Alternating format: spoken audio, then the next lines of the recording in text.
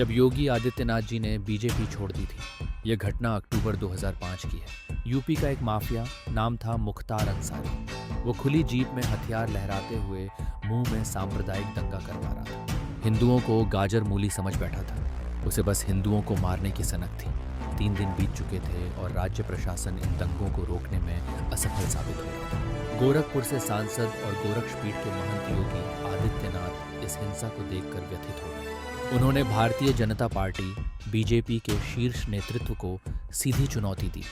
या तो पार्टी कार्यकर्ता उनके साथ दंगे को रोकने के लिए चले, लेकिन आधिकारिक तौर पर केवल 17 शव बरामद हुए। प्रशासन निष्क्रिय था और मुख्यमंत्री मुलायम सिंह यादव इस मामले में कोई ठोस कार्रवाई नहीं कर रहे थे। योगी आदित्यनाथ को जब इस हिंसा की जानकारी मिली तो उन्होंने तुरंत बीजेपी नेतृत्व, अटल बिहारी वाजपेयी, लाल कृष्ण आडवाणी, मुरली मनोहर जोशी और राजनाथ सिंह से हस्तक्षेप की मांग की, लेकिन कोई भी नेता सीधा कदम उठाने को तैयार नहीं था।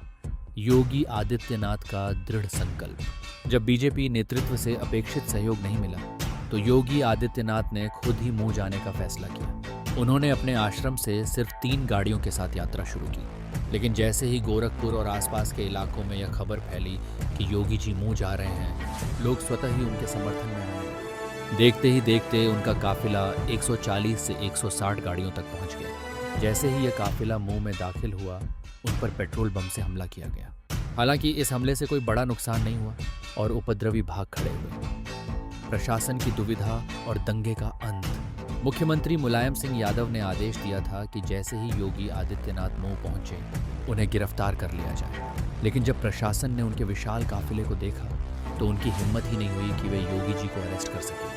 स्थिति ऐसी थी कि पुलिस ने उल्टा मुख्यमंत्री को सूचना दी कि अगर वे योगी जी को गिरफ्तार करने की कोशिश करेंगे तो काफिले के लोग न सिर्फ पुलिस प्रशासन पर हमला कर सकते हैं, बल्कि मुख्तार अंसारी के गिरोह को भी नहीं छोड़ेंगे। इस दबाव के कारण प्रशासन को झुकना पड़ा और दंगा वहीं पर खत्म हो गया। बीजेपी छोड़ने की धमकी और सुलह। योगी आदित्यनाथ की नाराजगी इस हद तक बढ़ गई थी कि उन्होंने बीजेपी से इस्तीफा देने का फैसला कर लिया। पार्टी नेतृत्व राजनाथ सिंह और आडवाणी जी ने उन्हें मनाने की कोशिश की, लेकिन योगी जी ने गोरखपुर में राजनाथ सिंह को आने तक से मना कर दिया।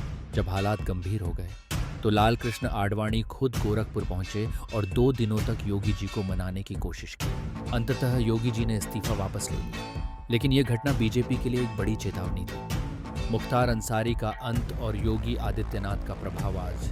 जब योगी आदित्यनाथ उत्तर प्रदेश के मुख्यमंत्री हैं तो उन्होंने अपराधियों और माफियाओं के खिलाफ कड़े कदम उठाए हैं।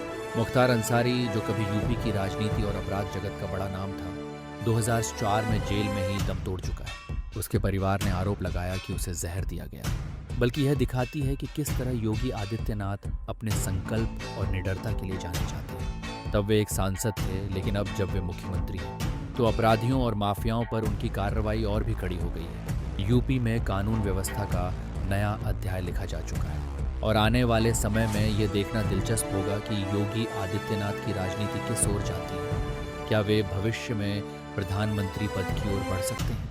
ऐसे और रोचक तथ्य और मज़ेदार कहानियों के लिए हमारे चैनल फैक्ट चैनल सब्सक्राइब ज़रूर करें। जब योगी आदित्यनाथ जी ने बीजेपी छोड़ दी थी, यह घटना अक्टूबर 2000